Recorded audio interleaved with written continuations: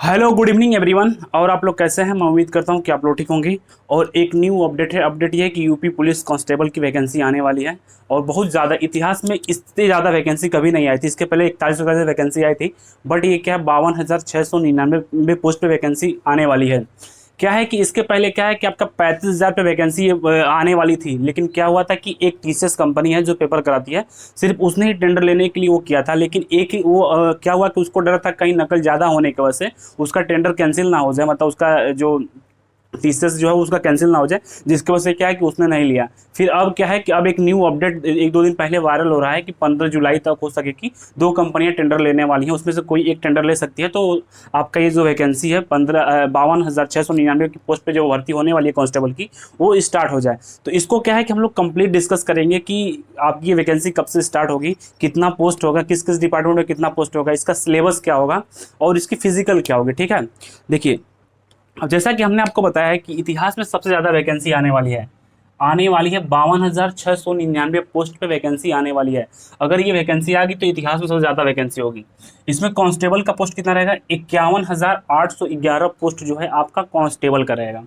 और इसमें पीएससी का पोस्ट कितना है? 8,540 पीएससी का पोस्ट है। और फायरमैन 1,007 पोस्ट फायरमैन का पोस्ट है। ठीक है, इसमें क्या है कि विशेष सुरक्षा बल का भी इसमें पोस्ट दिया गया अलग से। 1,341 पोस्ट है। कितना? 1,341 पोस्ट है। अगर आप ओबीसी ईडब्ल्यूएस से बिलोंग करते हैं तो आपको 400 रुपया फीस देना पड़ेगा। फीस चार्ज जो है वो 400 रुपया रहेगा। नॉन रिफंडेबल है, कोई रिफंड फीस नहीं होगा।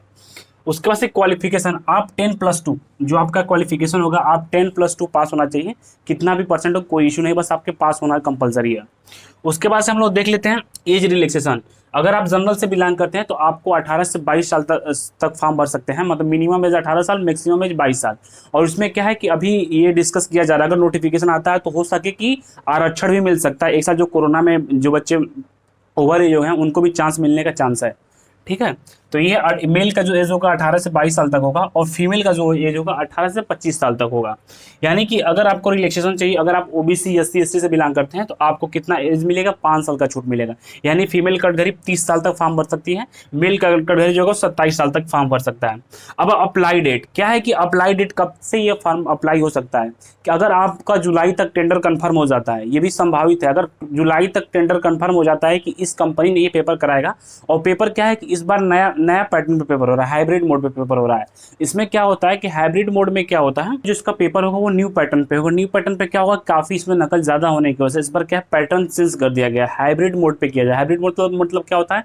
पहले क्या होता है कि जहाँ पेपर ऊपर बनता था ना, वहां से ही पेपर लीक हो जाता था। इसकी वजह से क्या है कि यूपी का कोई वैकेंसी का कोई जल्दी टेंडर लेने के लिए तैयार नहीं होता है, क्योंकि उसको डर होता है कि अगर पेपर आउट हो जाता है तो फिर उसकी जो टेंडर होती है वो कैंसिल हो जाती है। तो जिसकी वजह से क्या है, इस बार न्यू पैटर्न से पेपर कराया जाएगा। अब ये कितना सक्सेसफुल होगा ये तो जब होगा तभी पता चलेगा।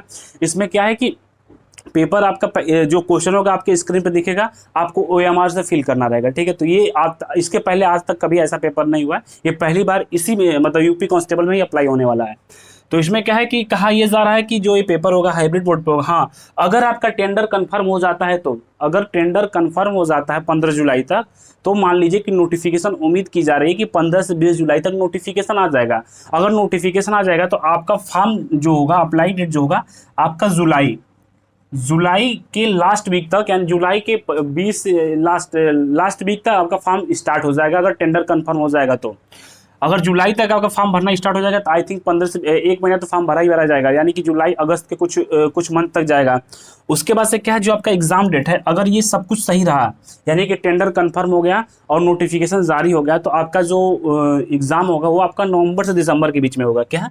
नवंबर से दिसंबर के बीच में आपका एग्जामिनेशन होने का चांस है, अगर टेंडर पास हो जाता है तो। अगर टेंडर नहीं पास होता है तो फिर कुछ कहा नहीं जा सकता। लेकिन जहां तक ये उम्मीद की जा रही है इस बार कि अब टेंडर पास हो जाएगा, और टेंडर जैसे ही पास हो जाएगा वैसे इस भर्ती को जल्दी कराया जाएगा, क्योंकि 2024 में चुनाव है, इसका भी काफी प्रभाव पड़ेगा। अब आगे हम लोग देख लेते हैं इसका सिलेबस का देख लेते हैं। आपके पास टोटल 150 क्वेश्चन रहेगा, 300 मार्क का क्वेश्चन रहेगा। 150 क्वेश्चन रहेगा, 300 मार्क का क्वेश्चन रहेगा। और इसमें क्या है, जीके से क्या है आपका 37 क्वेश्चन रहेगा। निगेटिव मार्किंग भी है इसमें 0.50, यानी 1.2 निगेटिव मार्किंग है। यानी कि एक जीके का जो क्वेश्चन है, जीके का जो पोर्सन है उसमें 37 क्वेश्चन जीके का रहेगा। हिंदी का 37 क्वेश्चन रहेगा। और रीजनिंग का 55 क्वेश्चन रहेगा और मैथ का 21 क्वेश्चन रहेगा, यानी कि 150 क्वेश्चन रहेगा। एक क्वेश्चन 2 नंबर का रहेगा, यानी टोटल 300 नंबर का ही आपका पेपर रहेगा। जैसे आपका फिर पेपर कंप्लीट हो गया, उसके बाद से क्या होगा, जिसका भी पेपर क्वालिफाई हो जाएगा उसका फिजिकल होगा। फिजिकल एबिलिटी देख लेते हैं, फिजिकल में क्या क्या प्रोसेस होता है। फिजिकल में क्या है, आपकी हाइट मेल की जो होती है वो 168 सेंटीमीटर होनी चाहिए और फीमेल की हाइट 152 सेंटीमीटर होनी चाहिए। यानी कि मेल की हाइट आपको 168 सेंटीमीटर होनी चाहिए, फीमेल की हाइट 152 सेंटीमीटर होनी चाहिए। जो चेस्ट होता है वो मेल का हाइट 79 से 84 यानी नॉर्मल 79 होनी चाहिए और फुलाने के बाद 84 सेंटीमीटर होनी चाहिए। और उसके बाद से फीमेल का कोई कंपल्सरी नहीं है। रनिंग आपके पास 25 मिनट टाइम रहेगा और 4800 मीटर दौड़ना रहेगा, यानी कि अप्रॉक्स 5 किलोमीटर के अप्रॉक्स दौड़ना है। यानी कि आपके पास 25 मिनट की टाइमिंग रहेगी, आपको 4800 मीटर दौड़ना है। लड़कियों के लिए क्या है, 2400 मीटर दौड़ना 14 मिनट में। तो ये है आपका कंप्लीट प्रोसेस।